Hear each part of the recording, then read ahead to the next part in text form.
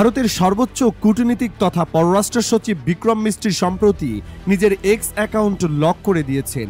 তার একমাত্র কন্যা ডিডন মিস্ত্রিকে ঘিরে সোশ্যাল মিডিয়ায় ট্রোল ও ব্যক্তিগত আক্রমণের শিকার হওয়ার পর তিনি এই পদক্ষেপ নেন। অ্যাকাউন্টটি এখন প্রাইভেট, ফলে বাইরের কেউ সেখানে কমেন্ট করতে পারছেন না। অপারেশন সিঁদুরে পাকিস্তানের বিরুদ্ধে ভারতের সামরিক অভিযানের সময় থেকে ধারাবাহিকভাবে সাংবাদিকদের ব্রিফ করে আসছেন বিক্রম মিস্ত্রি।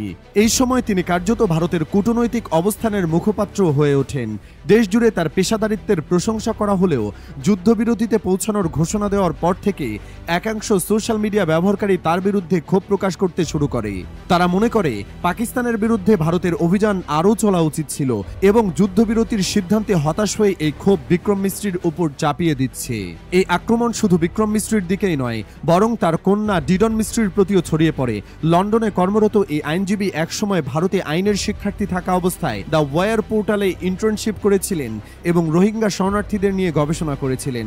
ট্রোলাররা এসব তথ্যকে সামনে এনে তাকে দেশবিরোধী তকমা দেওয়ার চেষ্টা করেন। এমনকি তার ব্যক্তিগত মোবাইল নম্বরও সোশ্যাল মিডিয়ায় ফাঁস করে দেওয়া হয়। প্রায় এক দশক আগের পারিবারিক একটি ছবিও তুলে এনে নানা কটূক্তি করা হয়। এই পরিস্থিতিতে শনিবার 10 মে রাত 11টায় ব্রিফিংয়ের কয়েক ঘন্টা পরে বিক্রম মিস্ত্রি তার এক্স অ্যাকাউন্টটি প্রাইভেট করে দেন এবং এরপর থেকে তিনি আর জনসম্মুখে আসেননি। এই ঘটনা নিয়ে ভারত জুড়ে আলোচনা সমালোচনা শুরু হয়। তবে বিক্রম মিস্ত্রি ও তার পরিবারের প্রতি সমর্থন জানিয়ে বহু বিশিষ্ট ব্যক্তি মুখ খুলেছেন। হায়দ্রাবাদের এমপি আসাদুদ্দিন ওয়াইসি বলেন, আমলারা রাজনৈতিক সিদ্ধান্তের জন্য দায়ী নন, তারা সরকারের নির্দেশেই কাজ করেন। কাশ্মীরি কংগ্রেস নেতা সালমান সোজ মন্তব্য করেন, একজন কাশ্মীরি হিসেবে বিক্রম মিস্ত্রি দেশকে গর্বিত করেছেন। কংগ্রেস নেতা সচিন পাইলট মিস্ত্রির বিরুদ্ধে ট্রোলিংকে অগ্রহণযোগ্য বলে আখ্যায়িত করেন। কমেডিয়ান বীর দাস, সাংবাদিক বীর সাংভি এবং সুপ্রিম কোর্টের সিনিয়র আইনজীবী করুণাস নন্দী সহ আরও অনেকে মিস্ত্রি ও তার কন্যার পাশে দাঁড়িয়ে ট্রলারদের বিরুদ্ধে কঠোর সমালোচনা করেছেন।